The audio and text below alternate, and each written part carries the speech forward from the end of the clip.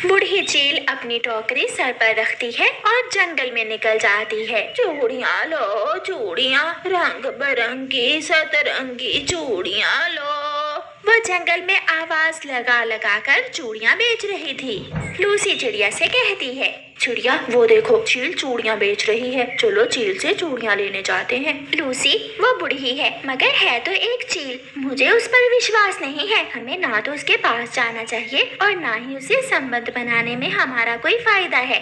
चूड़ियाँ तो मेरी भी टूट गई हैं, मैं बूढ़ी चील से ही चूड़ियाँ ले लेती हूँ। गौरी कौवी चील को रोकती है और अपने घर के सामने बैठकर चील से चूड़ियों का पूछती है। चील चाची इन चूड़ियों के रंग तो पक्के हैं ना? बहुत पक्के हैं इन चूड़ियों के रंग, तुम ये चूड़ियाँ रख लो और पैसे बाद में दे देना, तब तक तुम्हें चूड़ियों के रंग के बारे में भी पता चल जाएगा। ये तो खुद ही मुझे चूड़ियाँ उधार दे रही है, मैं माँ के लिए भी ले लेती हूँ। अच्छा ठीक है, 1 दर्जन हरे रंग की और 1 दर्जन लाल चूड़ियाँ मेरी माँ के लिए दे दो। चील गौरी कौवी को 2 दर्जन चूड़ियाँ दे देती है। मैं 4-5 दिनों में पैसे दे दूंगी तुम्हें। किसी ने मांगे हैं पैसे तुमसे, जब हुए आसानी से दे देना, आखिर चाची हूँ मैं तुम्हारी। चील चूड़ियाँ देकर चली जाती है। वो अपनी गुफा में चली जाती है। ये भी दिन आने थे, मुझे एक पक्षी को खाने के लिए जंगल जंगल जाकर चूड़ियाँ बेचनी पड़ रही हैं। ये बुढ़ापा भी किसी काम का नहीं छोड़ता।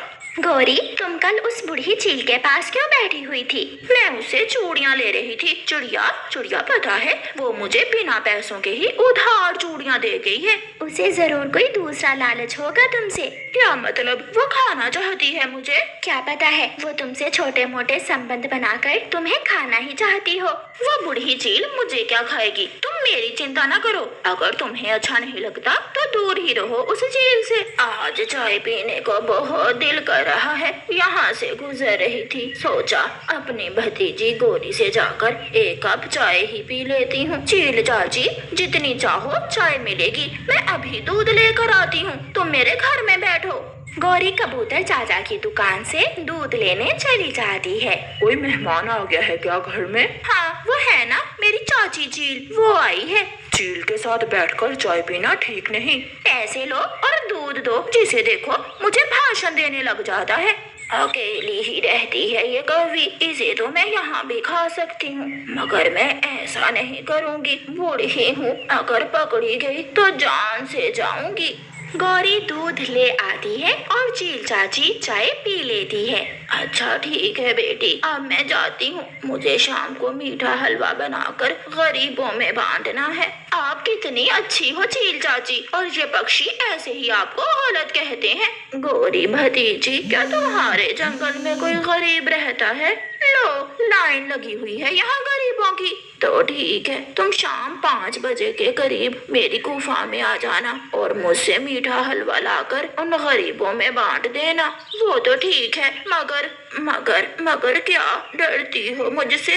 नहीं डर कैसा चील चाची। चील चली जाती है और गौरी अपने कामों में लग जाती है। शाम 4 बजे के करीब चील हंडिया चूल्हे पर रखती है और पानी गर्म होने के लिए रख देती है। अगर तो वो कभी आ गई तो पार्टी हो जाएगी मेरी, अगर ना भी आई तो गर्म पानी में मिर्ची डालकर आलू का शोरबा बना लूंगी। गौरी कौवी 5 बजने से 10 मिनट पहले ही अपने घर से निकलती है। चिड़िया मैंने सोचा है आज मैं जंगल के सारे गरीबों में मीठा हलवा बांटूंगी। मगर गौरी तुम्हारे पास इतने पैसे कहाँ से आए? मैं कोई तुम्हारी तरह गरीब हूँ, अमीर ऊंचे घराने के परिवार से संबंध है मेरे। गौरी तैयार श्यार होकर बूढ़ी चील की गुफा में चली जाती है। गौरी कौवी को देखकर चील की आंखें रोशन हो जाती हैं। तुम आ गई मेरी भतीजी, मुझे तो विश्वास ही नहीं हो रहा। आहिस्ता आहिस्ता चील दरवाजे की तरफ जाती है और गुफा का दरवाजा बंद कर देती है। चील चाची दरवाजा खोल दे, मेरा दम घबराता है। घबराओ ना, बस पानी उबलने ही वाला है। अभी थोड़ी देर बाद मैं तुझे गरम गरम उबलते हुए पानी में फेंकने वाली हूँ, सब ठीक हो जाएगा। ये सुनकर गोरी भागने की कोशिश करती है, मगर चील बूढ़ी तो थी मगर इतनी भी नहीं कि कौवी को ना पकड़ सके। चील गोरी कौवी को पकड़कर गरम गरम पानी में फेंक देती है और उसका शोरबा बनाकर पी लेती है।